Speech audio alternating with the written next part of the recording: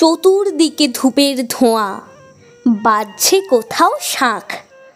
ক্যালেন্ডারে চোখ চলে যায় 25শে বৈশাখ। বোন বলল, ঠাকুর পুজো, বাজছে না তো ঠাক। রেডিওতে বলছে শুধু 25শে বৈশাখ। মাকে বলি, খাবো না আজ, যতই খিদে পাক। টিভির কাছে দেখব বসে 25শে বৈশাখ। বাবা বললেন, টিভি দেখা আজকে না হয় রাখ, সবাই মিলে করব পালন 25শে বৈশাখ। ভাই বলল, বীরপুরুষ। দাদা বলল, থাক।